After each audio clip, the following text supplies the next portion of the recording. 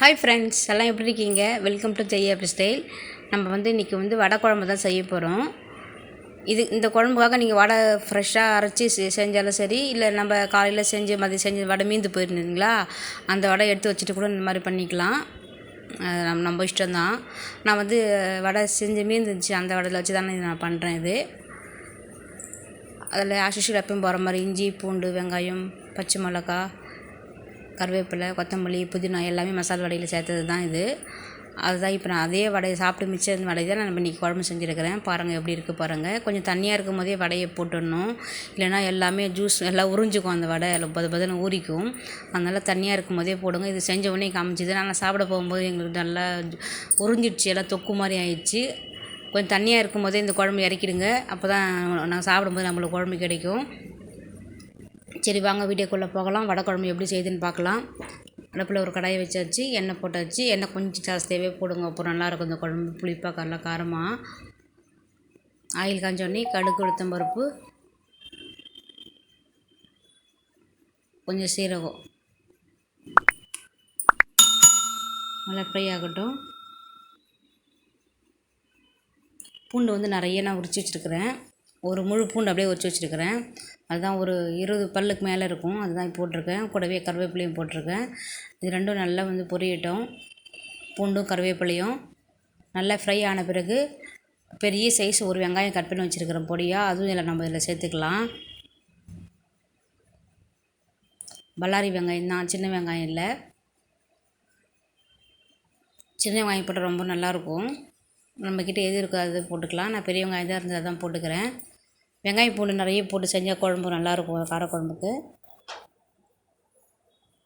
நல்லா ஆனியன் நல்லா ப்ரௌன் கலரில் வரணும். இப்போ தான் குழம்பு நல்லா டேஸ்ட்டாக இருக்கும்.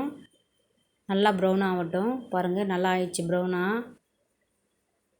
இப்போ நம்ம லைட்டாக கொஞ்சமாக பெருங்காயம் சேர்த்துக்கலாம். அதுக்கப்புறம் நம்ம நறுக்கி வச்சுக்கிற 2 தக்காளி இதை சேர்த்துக்கலாம்.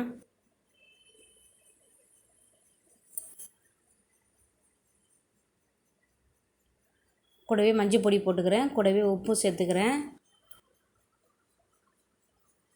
வெங்காயம், தக்காளி, பெருங்காயம், மஞ்சள் பொடி, உப்பு போட்டு நல்லா வதக்கிடலாம்.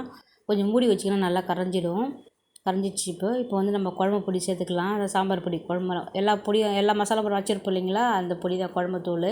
அதுவும் போட்டு நல்லா எண்ணெயில் ஃப்ரை பண்ணிக்கிட்டு நம்ம லாஸ்ட்டாக புளி கரைச்சி வச்சுருக்குறோம், ஒரு எலுமிச்சம்பழம் அளவு. அதை நம்ம இதில் சேர்த்துக்கிட்டு நம்மளுக்கு தண்ணியை நம்ம குழம்புக்கு எவ்வளோ தேவையோ அவ்வளோ தண்ணி ஊற்றிக்கலாம். கொஞ்சம் தண்ணியாக இருக்கும் போதே வடையை சேர்த்துருங்க, இல்லைன்னா சாப்பிடும்போது எல்லாம் உறிஞ்சி போயிடும் ஆறணுன்னே. பாருங்கள், நல்லா உப்பு, காரம், புளி எல்லாம் சரியாக இருக்க பார்த்துட்டு மூடி வச்சுருங்க. நல்லா குழம்பு நல்லா ஒரு கொதி வரட்டும்.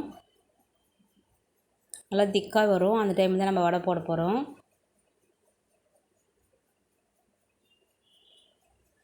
நல்லா கொதிக்கிட்ட குழம்பு பாருங்கள், நல்லா கொதிச்சு நம்ம செஞ்சுருக்க வடையை இதில் போட்டுக்கலாம்.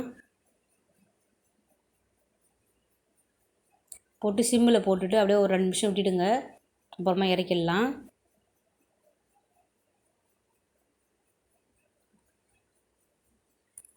அப்படியே மூடி சிம்மில் வச்சுடுங்க. ஒரு 2 நிமிஷம் அப்படியே மூடி சிம்மில் வச்சுட்டு அப்படியே இறக்கிடலாம்.